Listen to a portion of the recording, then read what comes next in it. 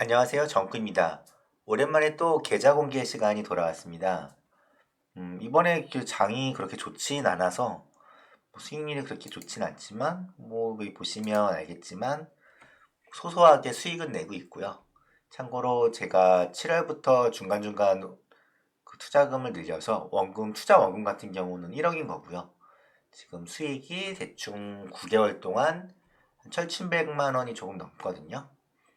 뭐 잘, 엄청나게 수익을 내신 분도 있는데 그냥 소소하게 수익을 냈다 정도로 봐주시면 될 것 같고요. 제가 갖고 있는 정보도 생각보다 좀 많아요.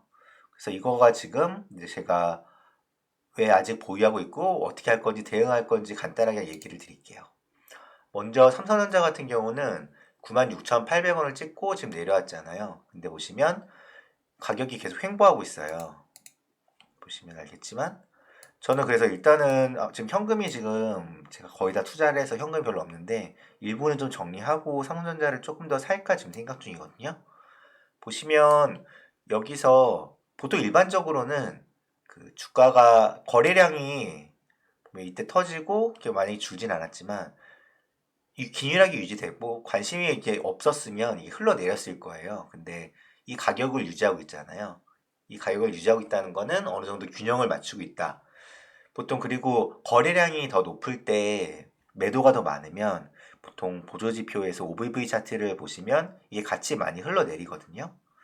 근데 이걸로 봤을 때 보시면 그렇게 주가가 유지되고 있으면서 이거 흘러내리는 모습은 크게 없었고 그래 장기 이편성이랑 현재 가격을 보면 매수했을 때 나쁘지 않은 위치라고 저는 보고 있어요. 그래서 지금 삼성전자는 계속 홀딩하고 있는 상태고요. 미래에셋대유비 같은 경우는 추세가 하락으로 좀 더 전환이 됐어요. 이게 왜 그러냐면 제가 배당금 최소 배당률도 있고 그래서 좋아했는데 그 이번에 그 주식시장에 호황이어서 배당금도 높일 줄 알았거든요. 그런데 이번에 그 본주에서만 그 자야주 매입을 하고 상대적으로 우선주에는 메리트를 없앴죠. 배당금을 늘린 게 아니니까요. 그래서 그 기대가 이제 빠지면서 이제 주가가 좀 흐른 것 같은데 사실 배당률이 나쁘지 않은 상태라서 홀딩은 하고 있어요. 그래서 얘는 주가가 많이 빠졌으면 제가 추가 매수를 할 수도 있는데 일단 얘는 뭐 더 매수하기는 좀 애매한 위치 종목으로 바뀐 것 같아요. 그 대신 이제 이 배당주를 제가 또 보고 있던 거는서 갖고 있는 게 LG U 플러스랑 그 다음에 한국자산신탁 이 두 개거든요. 한국자산신탁은 이미 횡보하다가 가격이 많이 올라서 수익을 이미 내고 있고요. 얘는 어차피 배당주로 산 거였으니까 계속 갖고 갈 예정이고 지금 이 추세선으로 봤을 때도 어느 정도 유지가 이 추세선 박스 안에서 놀고 있는 거 보면 이게 횡보하다가 오른 거여서 그렇지 이 추세선 박스에서 거의 논 거라고 볼 수도 있거든요. 보시면. 그러니까 뭐 올랐다고 하지만 뭐 실적이나 여러 가지 고려했을 때 뭐 엄청 올랐다고 보기도 사실 어려운 것 같아요. 그래서 뭐 배당률도 높으니까 저는 계속 홀딩을 할 예정입니다. LG U 플러스 같은 경우도 지금 배당금이나 약간 그런 걸 고려했을 때 저점이고 보면 전 코로나 때 떨어진 거 이전으로 회복을 못했어요. 아직도 가격이. 근데 여기에 있고 배당도 있고 그리고 보시면 알겠지만 흐름도 지금 상승 추세에서 살짝 밀리긴 했는데 보면 차트도 무너지진 않았어요. 뭐 60일선에서 잠깐 내려오긴 했지만 여기서 지지받고 다시 올라가기 시작하죠. 그래서 얘도 적립식으로 살 때 되게 좋은 것 같아요. 배당률 뭐 높진 않지만 그렇게 낮다고 할 수도 없죠. 그래서 은행에 넣는 것보다는 얘한테 넣어서 배당금 노리면서 주가 상승을 노릴 수 있는 안정적인 마진율이 있는 종목이라고 보고 있고요.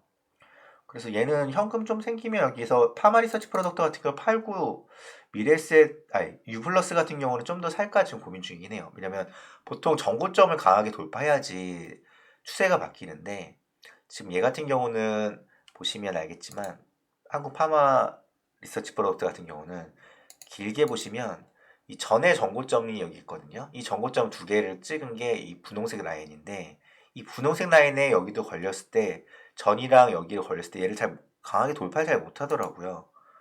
그래서 일단은 1차적으로 어차피 종목도 많지 않고 그냥 제가 얘는 실적이 좋은데 왜 안 오르지에 샀던 거라 얘는 이제 매도를 하고 다른 종목 살 거가 있나 좀 보려고 하거든요. 얼마 되진 않지만.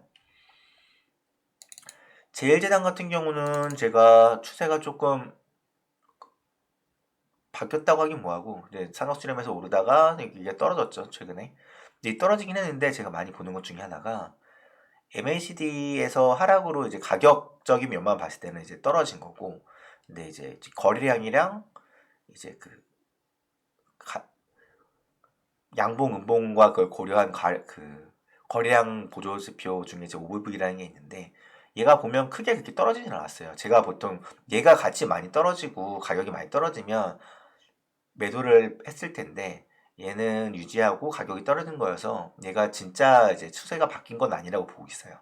그래서 홀딩하고 있는 거고 얘도 조금 더 여유가 있으면 실적을 좀 보면서 더 물량을 늘려갈까 좀 고민하고 있는 녀석 중에 하나이기도 해요. 그리고 JNTC 같은 경우는 추세가 많이 이미 이때쯤에 샀는데 추세가 이때 오르는 추세에서 이제 메인 큰 추세인 하락 추세 수렴이 하기 시작했거든요. 보시면 지금 현재가가 이렇게 떨어지긴 했는데 지금 다행인 거는 여기서 보통 이 박스권으로 흘러갔으면 이 박스로 다시 내려왔을 텐데 여기로 내려가지 않고 이 박스 밑으로 내려올 뻔 했는데 다시 위로 흘러가고 있는 거 보면 다시 상승은 아니더라도 횡보 수준으로 이제 얘는 가고, 왜냐면 실적 같은 경우도 실제 이번이 마지막에 거의 최저점이라고 보고 있고요. 이거는 뭐 제가 따로 분석을 했으니까 길게 얘기하지 않을게요. 그래서 얘는 좀 추세가 어느 정도 완화가 됐으니까 얘도 좀 더 물량을 늘릴까 좀 고민 중이에요. 뭐 심택 같은 경우도 큰 메인 추세에서 벗어나긴 해서 좀 지켜보고 있지만 여기가 일단은 1차 지지선이 될 것 같아서 전고점이 보통 1차 지지선이 되잖아요. 요 지지선 잘 지키는지 보면서 일단은 뭐 좀 얘는 관망을 일단 하고 있어요. 제가 이거 말고 또 추가로 보는 것 중에 하나가 돈이 많이 요즘에 이제 주식시장의 재미가 좀 없어지긴 했는데 코인 쪽이 지금 많이 차트들이 다 좋아요 대부분. 이게 옛날 2017년도 같은 경우는 그때 박상리 난 이후로 하락을 많이 했는데 그때랑 좀 다른 게 기관이 이제 투자를 하기 시작하고 그래서 비트코인 같은 경우는 어느 투자 수단이 돼버렸고 그 다음에 옛날이랑 다른 게 실제 블록체인 기술을 이용해서 하는 서비스들이 생겼어요. 보면 뭐 페이코인 같은 경우에서는 그걸 이용해서 뭐 도미노 피자에서 피자도 사 먹을 수 있고 어떤 거에서는 뭐 이걸 이용해서 뭐 다른 여러 가지 뭐 본인 개인 뭐 인증이나 아니면 뭐 디지털 자산이 이게 오리지널이야 이런 걸 판단하는 그런 것도 하기 시작하면서 실제 기능을 하기 시작하는 시장으로 바뀐 것 같아요. 그래서 얘는 사실 뭐 소외되지 않기 위해서 제가 지금 코인 시장에도 발을 담그고 있는데 보통 얘는 상한가랑 하한가랑 개념이 없어서 그런지 수익률이 뭐 사면 웬만하면 2월, 3월에는 다 수익이 좋더라고요. 보면 차트들을 실제 분석을 해봐도 보시면 기본 흐름도 우상향으로 되고 있고 비트코인 자체도 지금 추세가 크게 바뀌거나 그런 게 없어요. 보통 털고 나갔다고 치면 거리랑 터지면서 밑에 음봉이 커져야 되는데 그런 것도 없고 이 박스권 안에서 꾸준히 올라가고 있는 추세고요. 아마 진짜 이런 추세면 1월까지도 뭐 무난하게 찍고 같은 생각이 들긴 하거든요. 특별한 이벤트가 없는 이상. 그리고 요즘에 달러를 자꾸 찍어내니까 돈의 가치는 자꾸 떨어지고 있고요. 그리고 부동산 같은 경우 우리나라에서는 대출 제한을 워낙 많이 하고 있어서 부동산이 아마 더 오르려면 대출 제한 때문에 할 수 있는 거는 뭐 전세가가 많이 올라서 그 갭을 메꿔주지 않는 이상 힘들 텐데 전세가를 얼마나 더 올릴 수 있을지는 모르겠어요. 만약에 그게 전세 대출이 어느 정도 제한이 생기기 시작하면 월세 반전세로 전환을 한다고 해도 결국은 돈이 있는 사람이 하는 거지 갭이 점점 벌어질 수 있으면 무한정 투자는 안 되니까 떨어지진 않더라도 현상 유지라도 오르는 건 어느 정도 완화가 되겠다라고 생각을 하거든요. 그래서 저도 이쪽 주식이랑 지금 코인 시장에 발을 담그고 있는 상황이고요. 수익률은 뭐 나쁘지 않은데 이게 언제 떨어질지 모르지만 고민을 하고 있잖아요. 근데 이거는 아마 한동안은 추세가 쉽게 바뀔 것 같진 않아요. 근데 가장 큰 변수가 내년에 뭐 이런 암호화폐 같은 거에서 세금을 매긴다. 이래서 이제 고래들이 올해 다 던지고 이제 현금화하진 않을까 하는 생각도 있어서 그거는 조금 리스크가 있는데 그 전까지는 지금 소외되지 않게 계속 지켜보시는 게 좋을 것 같아요. 지금까지 정쿠의 무한동력 정쿠였습니다.